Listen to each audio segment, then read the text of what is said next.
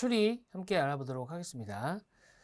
자, 우선은 추리는 구성 자체가 명제, 그 다음에 벤 다이어그램, 배열하기, 묶기, 연결하기, 그 다음에 진실게임, 수열 이렇게 5개로 구성이 되어 있는데요. 일단은 명제와 벤 다이어그램은 사실상 같은 유형입니다. 주어져 있는 것도 3단 논법으로 되어 있고요. 그래서 이 명제 파트에서 우리가 필요한 내용 좀 얘기해 보도록 하겠습니다. 우선은 명제라고 한다면은 P면 Q이다. 꼴을 얘기해요. P면 Q이다. 이때 이 P를 가정이라고 하고 얘를 결론이라고 하죠. 가정과 결론입니다. 가정과 결론. 됐죠? 그리고 예를 들면 이런 겁니다. 고1이면 고등학생이다. 맞아요? 틀려요? 되죠? 이게 왜 그런 거죠? 고1이다. 이렇게 있는 거고. 고등학생이라 그러면은 고1, 고2, 고3 이렇게 있기 때문이죠. 그렇죠? 포함돼요, 포함. 포함 관계에 놓여 있으면은 이 명제는 참이 되는 거예요. 맞죠? 그래서 이거를 집합으로 표현한다 그러면은 P가 Q에 포함되는 꼴입니다. 이걸 벤 다이어그램으로 나타낸다면 P가 이렇게 된다면 Q는 바깥쪽으로 이렇게 된다는 거죠. 맞죠? 자, 그래서 명제는 이렇게 되고요. 그 다음에 명제하면 또 같이 짝꿍으로 등장하는 것이 있는데 P2가 Q에 포함된다라고 하잖아요. 그러면 Q의 여집합은 P의 여집합에 포함돼야 됩니다. Q의 여집합은 P의 여집합에 포함된다. 그죠? 이렇게입니다. 됐습니다. 그러면은 Q의 여집합은 Q가 아닌 것들을 모아놓은 거죠. P의 여집합은 P가 아닌 것들을 모아놓은 거예요. 즉 Q가 아닌 것들은 not Q이면 not P다. P가 아닌 거다. 이걸 뭐라 그러죠? 이 명제의 대우라고 합니다. 대우. 그래서 명제가 참이잖아요. 그럼 대우도 참이어야 돼요. 대우가 참이잖아요. 명제도 참이다. 이게 일단은 명제에서 필요한 내용 중에 하나고, 그 다음에 3단 논법, 명제와 뒤에 이어지는 벤 다이어그램이 있는데 3단 논법은 구조 자체가 어떻게 되냐? 3단 논법은 P이면 Q이다. 그럼 이 얘기는 P가 Q에 포함된다는 얘기죠. Q이면 R이다. 그럼 이거는 진리집합 Q가 R에 포함된다는 거죠. P가 Q에 포함되고 Q가 R에 포함된대요. 그럼 P는 R에 포함되겠네요. P이면 R이다. 요게 결론이 되는 형태. 요게 3단 논법인데 3단 논법은 이렇게 보지 말고 이렇게 보는 게 좋아요. P이면 Q이면 R이다. 한꺼번에 보는 게 좋습니다. 한꺼번에. 됐죠? 한꺼번에 보는 게 좋고, 그 다음에 이거의 대우에 해당하는 게 뭐예요? not R이면 not P이고 not Q이고 not P다. 여기까지 알아두는 게 좋습니다. 됐죠? 그리고 몇 가지 더 있죠. 요거 말고도 일단은 P 이고 Q 이거는 이렇게 쓰는 거예요. P 이렇게 쓰는 거죠. P 그리고 Q 동시에라는 표현입니다. 동시에 P 또는 Q 또는 Q 이건 이제 기호를 이렇게 쓰는 거죠. 둘 중 적어도 하나. 맞죠? 근데 우리가 P면 Q이다가 아니라 P이고 Q이면 R이다 이렇게 갈 수도 있어요. 그렇기 때문에 이런 것들에 대해서 부정도 아셔야 돼요. 그래서 P이고 Q 이거를 부정을 한다. 그러면은 P가 아니다. 또는 Q가 아니다. 이렇게 바뀌는 거죠. 그렇죠? 그 다음에 또는은 어떻게 되는 거예요? 또는은 나 P이고 나 Q 뭐 이런 식으로 바뀌는 거죠. 됐죠? 자, 이런 것들도 함께 기억을 하셔야 되고, 그 다음에 모든이라는 게 있습니다. 모든이라는 것은 전부를 말해요. 전부. you. 그죠? 그 다음에 어떤이라는 게 있습니다. 어떤이라는 표현은 뭐냐? 이거는 존재한다. 공집합이 아니다. 라고 할 때 쓰는 게 어떤입니다. 그리고 우리가 마지막으로 기억해야 되는 것은 모든과 어떤은 부정의 관계다. 그래서 모든을 부정하면 어떤이 되고 어떤을 부정하면 모든이 된다. 이런 형태라고 보시면 되는 거죠. 그렇죠? 자, 나머지는 짜잘한 것들이에요. 이거 가지고 명제, 그 다음에 벤 다이어그램까지 함께 보도록 하겠습니다. 자, 우선은 제시된 명제가 모두 참일 때 빈칸에 들어갈 명제로 적절한 것은 보시면은 전제가 두 개가 있어요. 그리고 이걸 가지고 결론에 이르는 겁니다. 결론이 이렇게 나오려면 어떻게 해야 되냐 이거예요. 그러면 공부를 하지 않는다.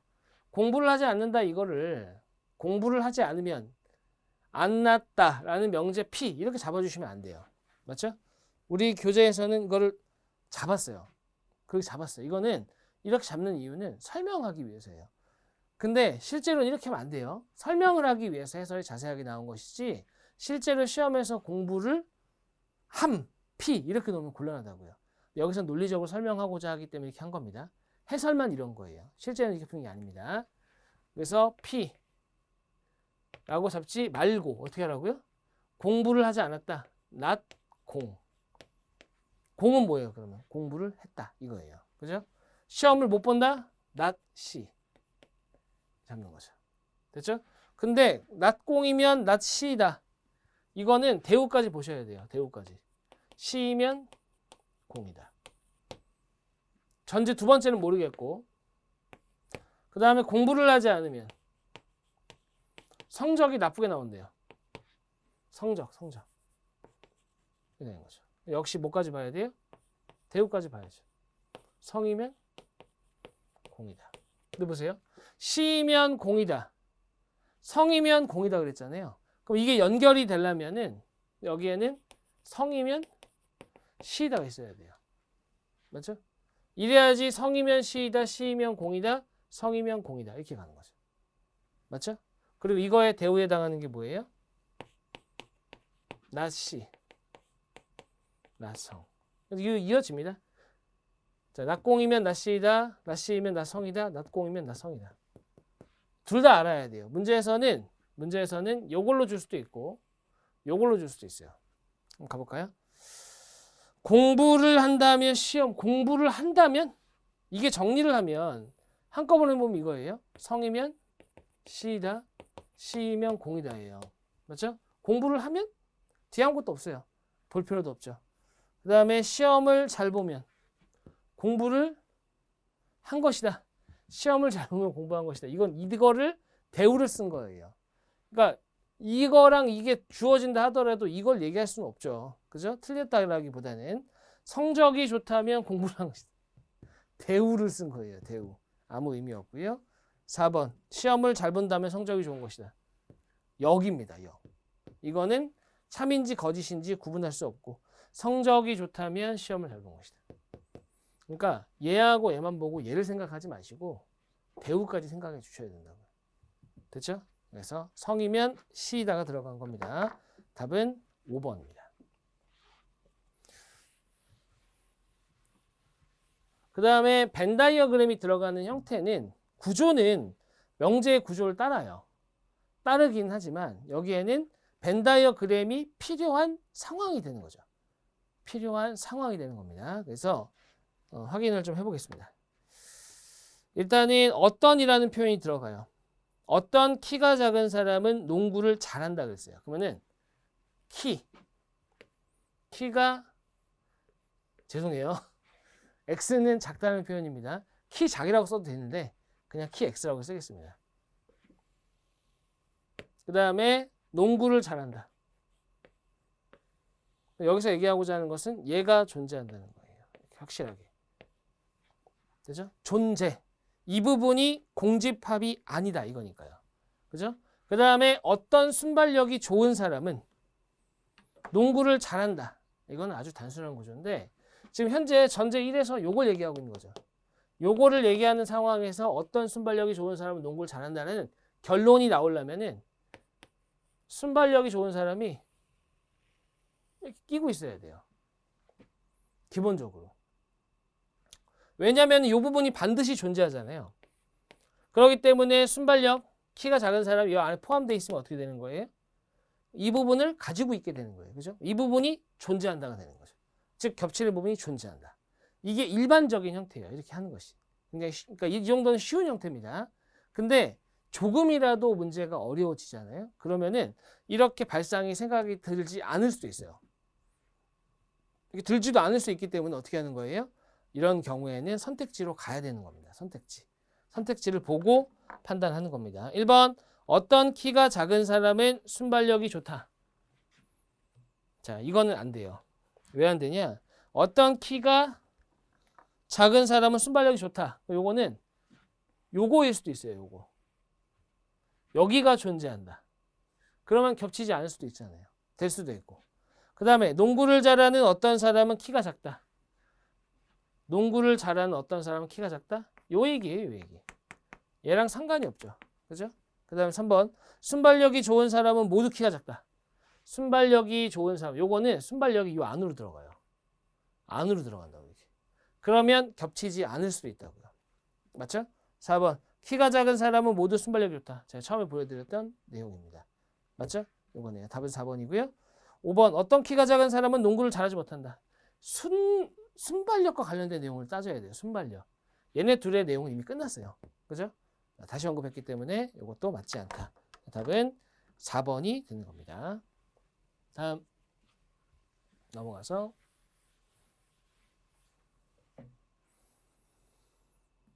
이번에는 조건 추론이 됩니다. 조건 추론. 배열하기, 묶기, 연결하기. 배열하기, 묶기, 연결하기는 조건 추론이고요. 조건 추론은 기본적으로 표가 나와야 돼요. 표를 만들어야 됩니다. 표를 만들어야 되고 일반적으로는 경우의 수를 따지는 게 일반적이에요. 경우의 수. 근데 우리가 이런 조건 추론에서 우리가 가져가야 되는 게 있습니다. 뭘 가져가야 되냐? 이 조건 추론 문제에서 푸는 방법, 풀이법. 뭐 당연한 얘기이긴 하지만 확실한 조건을 기준으로 확실한 정보 또는 정보를 기준으로 불확실한 정보가 있어요. 얘는 뭐지? 정보를 나열하는 형태입니다.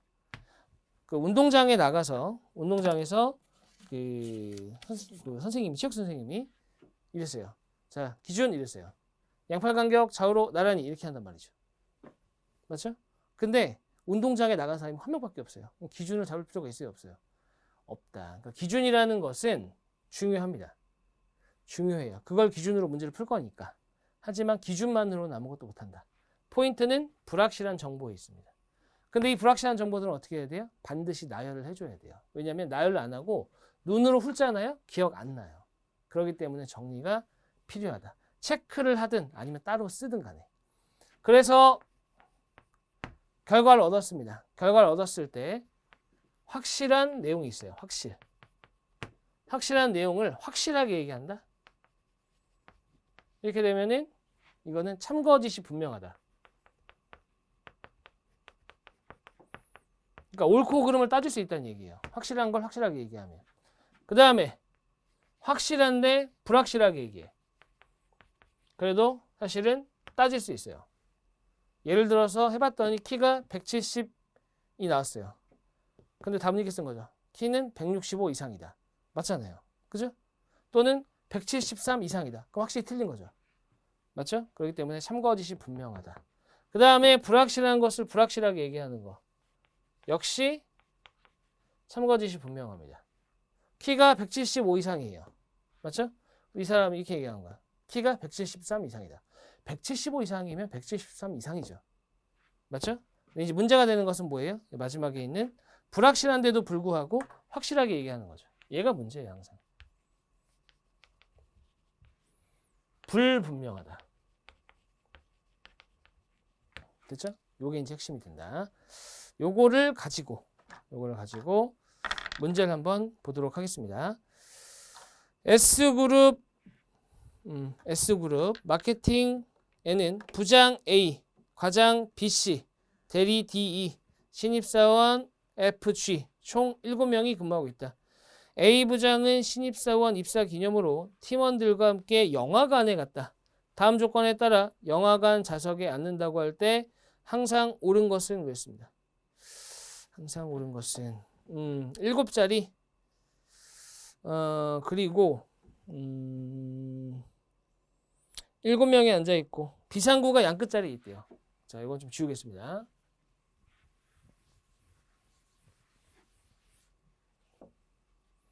비상구가 이렇게 있고요. 하나, 둘, 셋, 넷, 다, 여, 7 비상구예요. 양 끝에 비상구가 있습니다. 그죠? 그 다음에 확실한 조건을 찾아야 돼요. G는 왼쪽 비상구 옆자리에 앉아있다. 여기가 확실했네요. G예요, G. 이 자리가 G입니다. 그 다음에 뭐라고 했냐? D와 F는 인접해 있다. 이 말은 뭐예요? D하고 F는 붙어 있다는 얘기예요. 이렇게. 근데 D하고 F가 붙어 있다는 게 DF가 아니라 FD일 수도 있어요. 맞죠?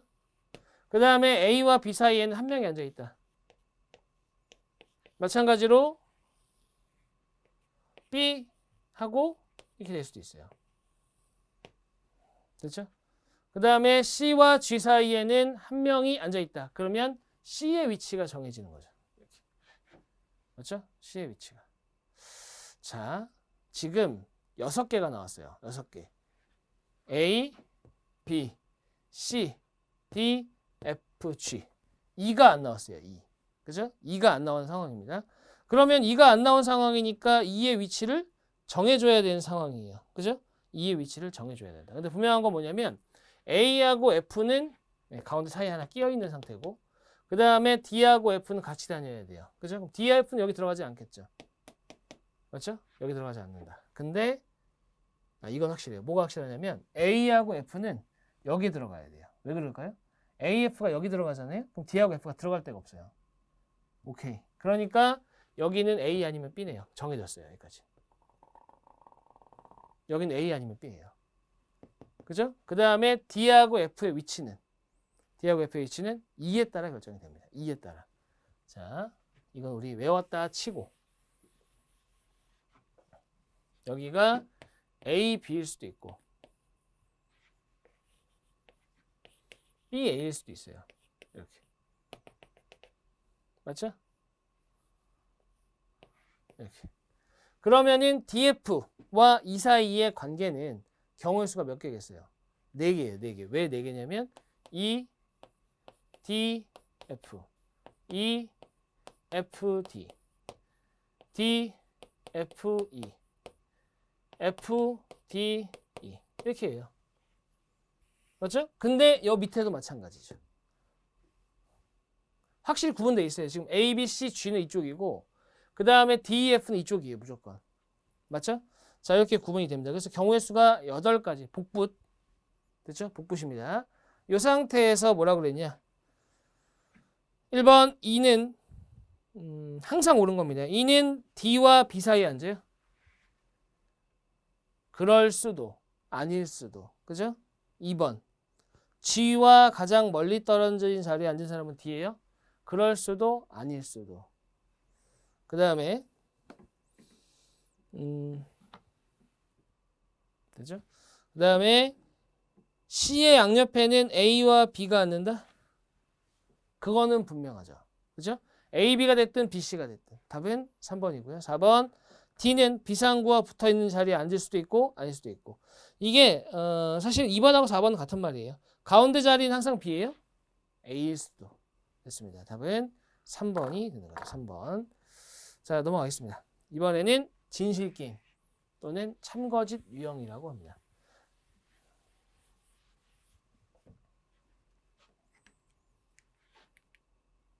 참거짓 유형은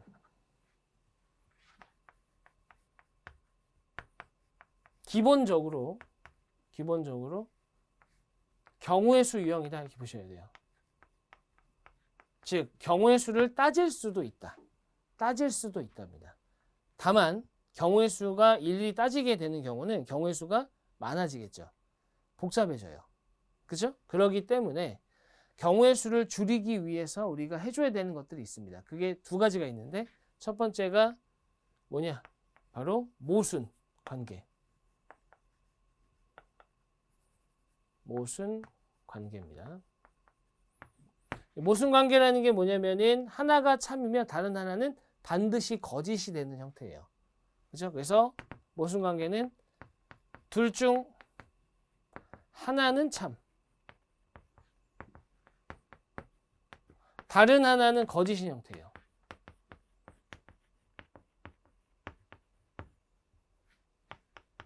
그렇죠? 그래서 둘 다 참이거나 둘 다 거짓일 수 없는 거. 하나는 참, 하나는 무조건 거짓이 돼야 됩니다. 모순 관계. 그 다음에 두 번째는 동일 관계. 동일 관계는 둘 다 참이던가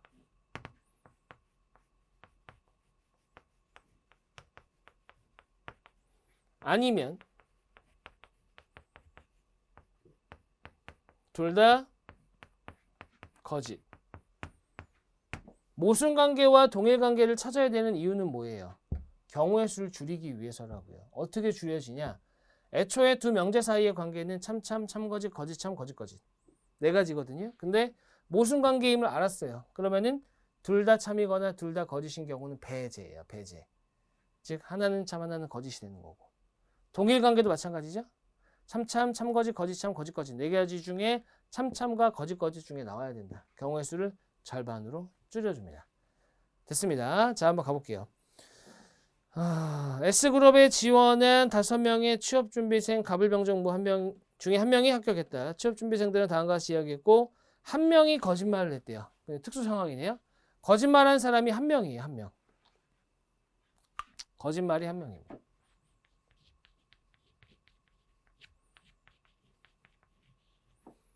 자, 이렇다면 모순 관계에 놓여 있는 명제는 발견했어요. 모순 관계를 발견했습니다. 모순 관계 발견했다? 이게 의미하는 게 뭐예요? 남은 명제는 모두 참입니다. 왜? 모순은 둘 중 하나는 거짓이고 하나는 참이잖아요. 그죠? 그렇기 때문에 둘 중에서 하나가 거짓이 나오는 거예요. 나머지는 다 참이 돼야 되겠죠. 그 다음에 동일 명제는 동일 명제를 발견했다. 그럼 얘네는 동일 명제는 모두 참입니다. 왜? 모두 참. 왜냐면 얘네는 거짓일 수는 없잖아요. 거짓이 하나니까. 맞죠? 여기다 덧붙여서 만약에 참이 1명이다. 그러면은 남은 명제는 모두 거짓이에요. 동일 명제는 모두 거짓이다. 근데 여기서는 이제 참인 걸 얘기한 겁니다. 다시 본론으로 오겠습니다. 을은 합격하지 않았다. 합격한 사람은 정이다. 내가 합격했다. 을의 말은 거짓말이다. 끝났어요. 왜냐하면 우리는 거짓말이 1명이기 때문에 모순 관계나 동일 관계만 나오면 끝이거든요. 근데 보세요. 정의 말이 참이면 을은 거짓말이죠. 정의 말이 거짓말이면 을은 참이죠. 을정이 모순 관계예요. 그러면 얘가 의미하는 것은 갑, 병, 무는 참이다. 참이다. 문제에서 얘기하고자 하는 것은 합격생이 누구냐? 을 아닙니다. 병이네요. 병이 거짓말은 안 하니까요. 답은 3번. 이렇게 찾아야지 이거를 또 막 경우에서 따지고 앉아있으면 안 돼요. 하나짜리는 특수성이 좀 있습니다. 기억해 주셔야 돼요. 답은 3번이 나옵니다. 다음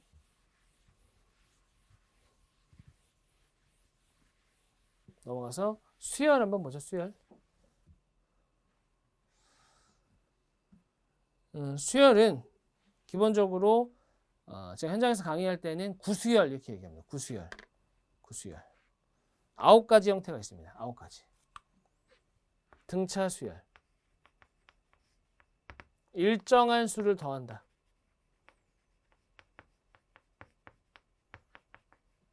더하는 수열. 물론 빼도 돼요.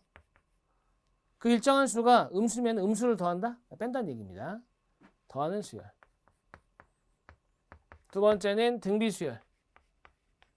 등비 수열은 일정한 수를 곱하는 수열이에요. 그 다음에 세 번째는 개차 수열. 개차 수열은 항과 항 사이에 차이가 일정하면은 등차, 비가 일정하면 등비. 근데 차이가 수열을 이루어요. 이러면 개차 수열이라고 합니다. 그 다음에 반복 형태. 반복 형태는 규칙성이 반복됩니다.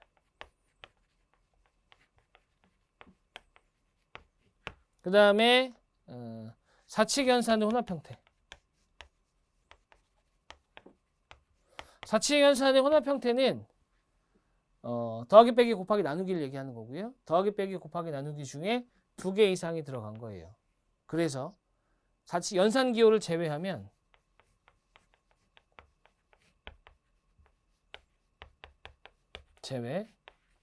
하면 그냥 일반 수열이 됩니다. 그렇죠? 이게 이제 사칙연산 혼합이고요. 그 다음에 건너뛰기라고 있습니다. 건너뛰기.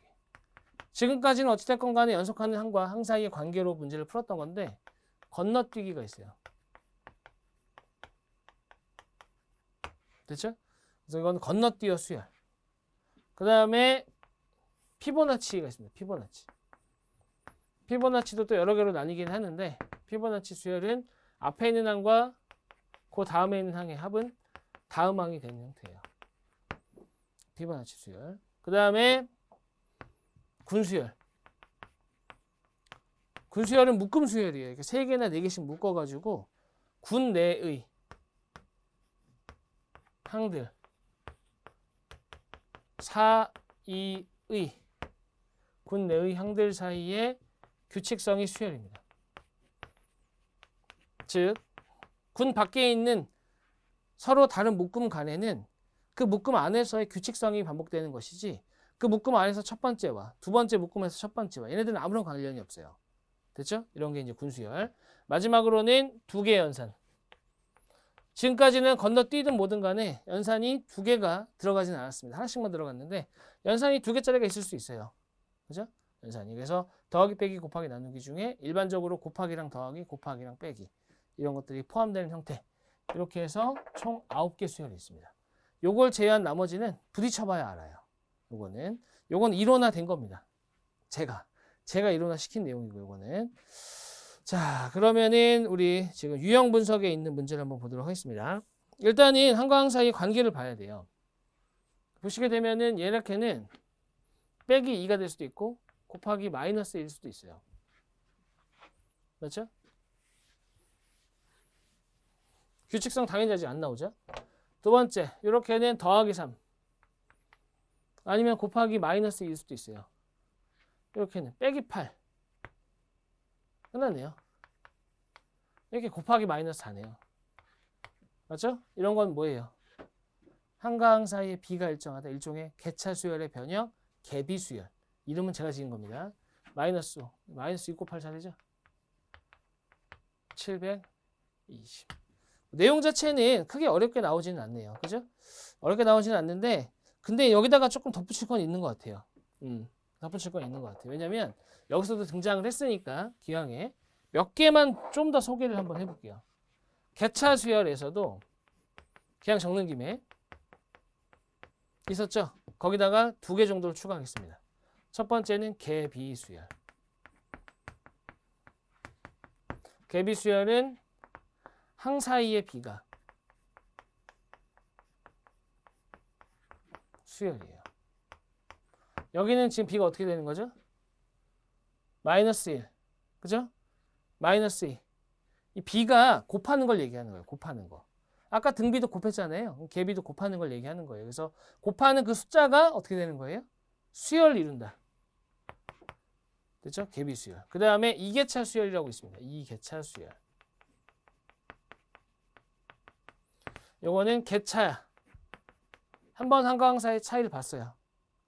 그것이 규칙이 없고 한 번 더 봤더니 규칙이 있는 거예요. 그래서 개차의 개차가 수열인 수열입니다. 그죠? 요즘 2개 정도 좀 추가해 주시고, 그 다음에 피보나치에서도 여기서도 2개 정도만 추가하겠습니다. 피보나치는 앞에 있는 두 항의 합이 다음 항이 된 거고요. 맞죠? 거기다 두 개를 추가하자면 연속하는 두 항의 곱이 다음 항이 되는 형태가 있습니다. 맞죠? 연속하는 두 항의 곱이 다음 항이 되는 형태가 있고, 그 다음에 또 나올 수 있는 형태가 앞에 있는 항들을 싸그리다 더해요. 그게 다음 항이 되는 형태. 이것도 피보나치 수열의 변형 형태라고 볼 수 있습니다. 여기까지 넣어주시는 게 딱 맞을 것 같습니다. 여기까지가 이제 추리 파트에 해당하고요. 다음 강의에서 또 이어서 뵙도록 하겠습니다. 수고하셨습니다.